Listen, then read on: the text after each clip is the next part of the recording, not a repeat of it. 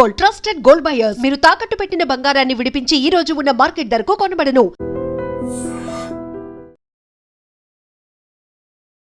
హైదరాబాద్ కూకట్పల్లిలో దారుణమైనటువంటి ఘటన జరిగింది. తల్లి స్రవంతి తన ఇద్దరు పిల్లల్ని కూడా ఉరేసి చంపేసి ఆ తర్వాత తాను కూడా ఆత్మహత్య చేసుకున్నటువంటి ఘటన ప్రస్తుతం హైదరాబాద్ వ్యాప్తంగా, తెలంగాణ వ్యాప్తంగా సంచలనం రేపుతున్నటువంటి విషయం. నిజంగా కన్న తల్లి నవమాసాలు మోసి కని పెంచినటువంటి ఆ తల్లి తన పిల్లల్ని చంపేసి మరీ ఆత్మహత్య చేసుకుందంటే ఆ తల్లి ఎంత బాధకు గురై ఉంటుంది, ఎంత శోకానికి గురై ఉంటుంది ఇక్కడ క్లియర్ గా అర్థమవుతుంది. మీరు చూపిస్తున్నటువంటి ఇల్లు చూడండి. ఈ ఇంట్లోనే ఆమె ఇద్దరు పిల్లల్ని కూడా చంపేసి తాను కూడా ఆత్మహత్య చేసుకుంది. ఈ పోలీసులు ఈ విషయం తెలిసిన వెంటనే హుటాహుటిన వచ్చారు.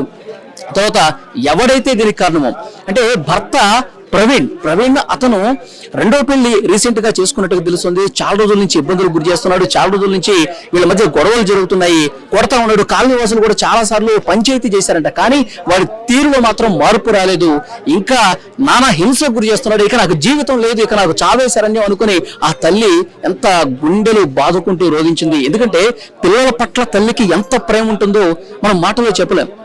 ఆ తల్లి తన పిల్లలు చాలా సంతోషంగా సుఖంగా జీవితం బాగుండాలని చెప్పి ఏ తల్లైనా కోరుకుంటుంది. కానీ ఆ కడుపున పుట్టినటువంటి ఆ పిల్లలను కూడా చంపేటప్పుడు ఆ తల్లి గుండె ఎంత రోధించుంటుంది. ఆ పిల్లల్ని చంపేసి తాను కూడా ఉరేసుకుని చనిపోయిందంటే నిజంగా చాలా బాధ కలిగించే విషయం. ఇద్దరు పిల్లలకి ఉరేసి తర్వాత తాను కూడా ఉరి వేసుకుని చనిపోయింది అని తెలుస్తోంది. ఇక్కడ కాలనీవాసులు కూడా ఉన్నారు. అసలు వీళ్ళ ఈ గతంలో ఎన్ని గొడవలు జరిగినాయి, ఆ కాలనీవాసులు ఏం చేశారు ఆ టైంలో, వాళ్ళ మాటల్లోనే మనం తెలుసుకునే ప్రయత్నం చేద్దాం. అమ్మ, మీ పేరు? కైలా అండి, కాలనీ ప్రెసిడెంట్. నేను ఇక్కడ గత 10 సంవత్సరాల నుంచి ఉన్నారు వీళ్ళు, స్రవంతి ప్రవీణ్ అనే అబ్బాయి. ప్రవీణ్ స్రవంతి 10 సంవత్సరాల నుంచి ఓన్ హౌస్ కొనుక్కొని ఇక్కడ ఉన్నారండి వీళ్ళు. ఓన్ హౌస్ అండి. ఈ 1 year కింద ఈ మహేశ్వరి అనే అమ్మాయి ప్రవీణ్ కి పరిచయం అవ్వటంతో ఆ అమ్మాయిని సెకండ్ వైఫ్ పెళ్లి చేసుకున్నాడు ఆయన. అక్కడ నుంచి వీళ్ళకు గొడవలు స్టార్ట్ అయినాయండి. స్టార్ట్ అవ్వటము ఇంకా ఈ పిల్లని ఆయన కొట్టడము స్టార్ట్ చేసిండు అప్పటి నుంచి 1 year నుంచి. అంతకుముందు గొడవలు ఏమీ లేవు, వాళ్ళకి బాగానే ఉండే. వాళ్ళ ఫ్యామిలీ బాగానే ఉండే. ఆ రెండో పెళ్లి చేసుకోవటానికి ప్రవీణ్ వాళ్ళ అమ్మ నాన్న వాళ్ళ అన్న వదిన సహకరించిండ్రు ఆ అబ్బాయికి. వాళ్ళు చేసుకోవటం ఆయన సపోర్ట్ చేసిండ్రు. మాకు 2 పిల్లలు ఉన్నారని కానీ అలాంటి జాలి దయ అనేది వాళ్ళకి ఏది కలగలేదు. ఆయనకు సపోర్ట్ చేస్తూ వచ్చిండ్రు. ఆ సపోర్ట్ తోని ఆయన ఎక్కువ రెచ్చిపోయి ఈ పిల్లని టార్చర్ పెట్టుకుంటూ వచ్చిండు. ఆ పిల్ల ఉండాలి, నువ్వు ఉండాలంటే ఆ పిల్లతోని ఉంటే నన్ను గతంలో ప్రేమించే చేసుకున్నావు, ఇప్పుడు ఆ పిల్లని కూడా ప్రేమించే చేసుకున్నా అంటున్నావు కదా, ఆమెతోనే ఉండిపో, నాకు ఇంక నీ ప్రేమ వద్దు, నువ్వు వద్దనేసి ఈ పిల్ల 1 year నుంచి అదే పాట పాడుకుంటూ వచ్చిందండి. కానీ ఆమె బాధ అనేది వాళ్ళ ఊరు పెద్ద మనుషులు కూడా అర్థం చేసుకోలేకపోయినరు. ఇక్కడ నా దగ్గర 2-3 సార్లు ఆ పంచాయతీ అయితే నేను చెప్పిన, అమ్మ మీరు అంటే ఆయన ఏమనేటోడు, అక్క ఆ పిల్ల లేదు, నేను తెలియక ఆమెకు తాళి కట్టినా కానీ ఆమె వెళ్ళిపోయింది, ఆమె లేదు నా జీవితంలో అని అన్నాడు. కానీ ఆమెతోనే ఉన్నాడు. ఉంటూ ఆయన బయట తిరుగుతూ ఈ పిల్లని ఏ టైం అంటే ఆ టైమింగ్ లేకుండా ఇంటికి వచ్చి టార్చర్ పెట్టి కొట్టేటోడు. అలా కొట్టి వీళ్ళు ఇంకా అప్పులు ఉండే, ఇద్దరు కలిసి ఉన్నప్పుడు ఈ 2 ఫ్లాట్లు కొన్నప్పుడు అప్పులు ఉండే. ఒక ఫ్లాట్ ఇద్దరు కలిసే అమ్మి మళ్ళీ మొన్న ఇద్దరు కలిసే అమ్మి అప్పులు తీర్చేసి తర్వాత మళ్ళీ ఇంకా నీ అప్పు తీర్చినా కానీ నువ్వు ఆ పిల్లతోనే ఉండు, నాతో రాకు అనేసి అన్నది. ఆయన అప్పులు కూడా తీర్చడానికి ఈమె రెడీ అయింది, తీర్చింది కూడా. పర్సనల్ అప్పులు ఆయన ఉన్నా కానీ తీర్చింది. తర్వాత నువ్వు ఆ పిల్లతోనే ఉండు ప్రవీణ్, నాతో రాకు. అయితే నువ్వు ఆ పిల్ల నాతో లేదంటున్నావు కదా, ఆ పిల్ల ఎప్పుడైతే పెళ్లి చేసుకుని వెళ్తుందో అప్పుడు మనం ఇద్దరు కలిసి ఉందాం, కానీ అప్పటిదాకా నాకు నీ మీద నమ్మకం లేదు, నేను నీతో కలిసి ఉండను, నువ్వు నాకు మెంటల్ టార్చర్ పెట్టవద్దని అడిగేది ఈ పిల్ల. కానీ ఆయన వినకుండా వచ్చి ఏ టైం అంటే ఆ టైం టార్చర్ పెట్టేటోడు, కొట్టేటోడు. పిఎస్లో 2-3 సార్లు కంప్లైంట్ ఇచ్చింది, 100కి కాల్ చేసేది ఎక్కువ కొట్టినప్పుడు. ఆ తర్వాత ఇలాగే అవుతా ఉంటే మొన్న వారం కింద నా దగ్గర వస్తే, అమ్మ ఈ పంచాయతీ తెగదు, ఊర్లో అంతకుముందు చేసిండ్రు, అక్కడే పెళ్లి చేసుకున్నాడు కాబట్టి అక్కడ వెళ్ళమ్మా, మీ పెద్దోళ్ళ సమక్షంలో ఏదో తాడో పేడో చేసుకొని రా అంటే 3 రోజుల కింద వెళ్ళిండ్రు వాళ్ళు. వెళ్తే నేను ఈయనతోని ఉండలేను, ఆయన ఇంకో 10 లక్షల అప్పు ఉందని చూపించిండు ఆమెకి, నా పర్సనల్ అప్పులు ఉన్నాయి, నేను ఆ పిల్లతో తిరిగినప్పుడు అని చూపిస్తే కూడా నువ్వు 1 ఎకరా పొలం అమ్ముకొని కట్టుకోగాని నాతో వద్దు అన్నది. వద్దంటే అక్కడ విడాకుల పత్రాలు రాసుకున్నారంట పెద్దోళ్ళ సమక్షంలో. రాసిన తర్వాత ఇంత చేసి నేను ఈ పిల్లలు నువ్వు లేకపోతే నేను బతకలేను, నాకు ఒక్కసారి అవకాశం ఇప్పియండి అని ఊరు పెద్దోళ్ళు కాలు పడితే వాళ్ళు ఏదో జాలి పడి కలిపి పంపించిండ్రు. కానీ ఈమెని చంపడానికి ఆయన ఆ ప్లాన్ వేసి ఇక్కడికి తెచ్చిండేమో అని మా డౌట్. ఇప్పుడు అలాంటి సావాలే ఇలాంటి అనే నిర్ణయం ఆ పిల్ల నోట్లో ఏ రోజు ఇన్లే. ఆమెకు అంత టార్చర్ పెట్టిన ఇంకా ఈయనే నేను చచ్చిపోతా, ఇది చేస్తా, సూసైడ్ చేసుకుంటా, నేను పాయిజన్ తాగుతా అని ఆమెకు బెదిరించేటోడు గేట్ దగ్గర వచ్చి. కానీ ఈ పిల్ల ఏ రోజు అలాంటి మాట అనలేదు కాబట్టి నమ్మకం ఏముందంటే ఈయన ఏదో చేసి ఆమె హ్యాంగింగ్ చేసుకుంది, పిల్లలకు చేసింది అనేది అంటుండేమో అనేసి మా డౌట్ ఉంది. ఆమె వేసుకున్నా ఆమె వెనక చేసి ఈయన చంపేసినా కానీ కారణం మాత్రం ఈ Maheshwari ప్రవీణే.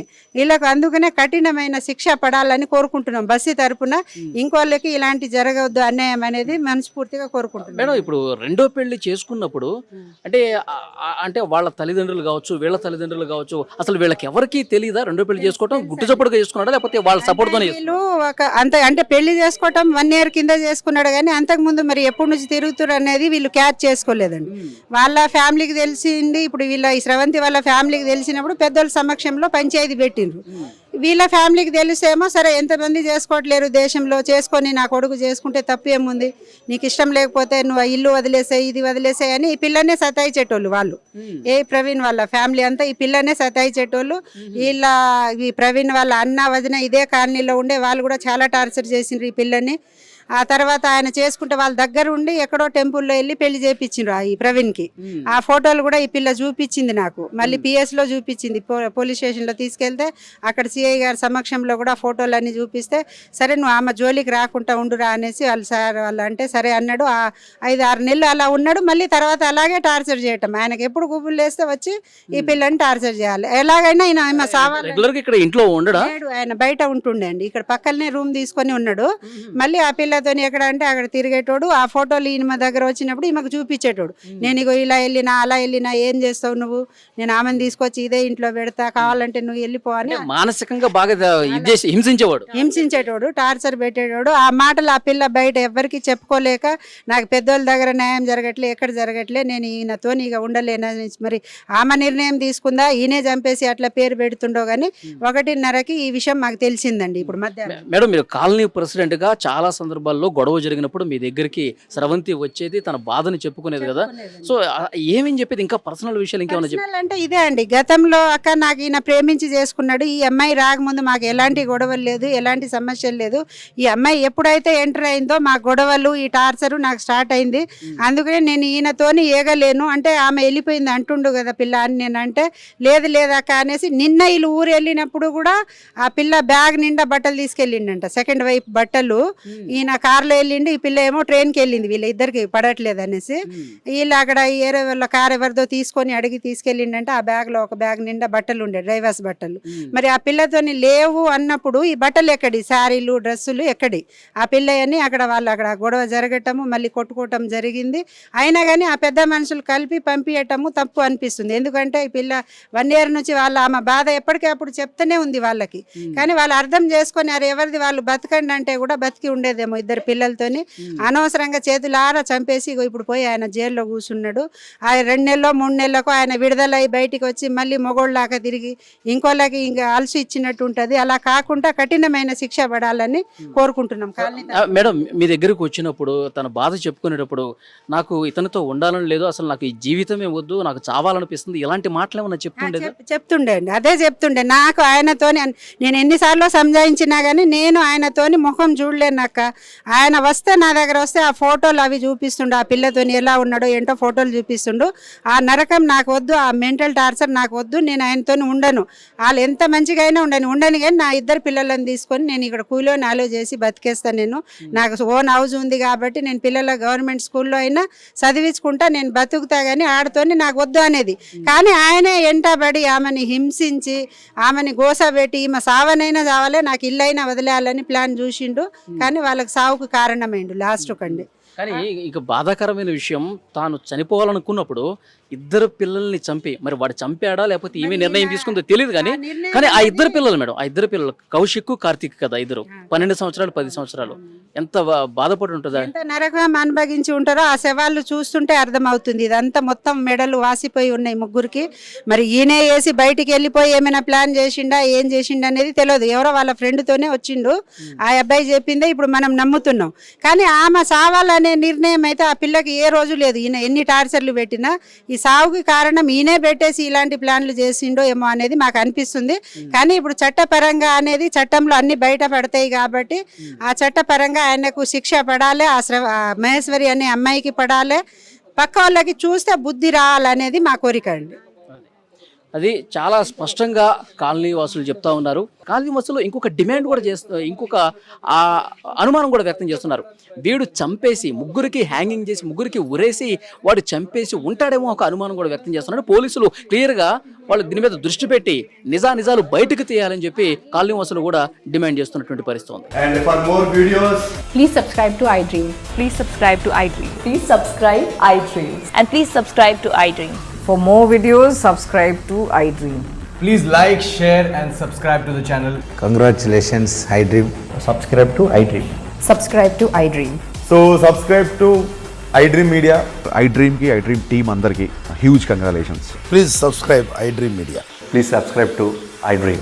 Subscribe iDream. Please subscribe to iDream.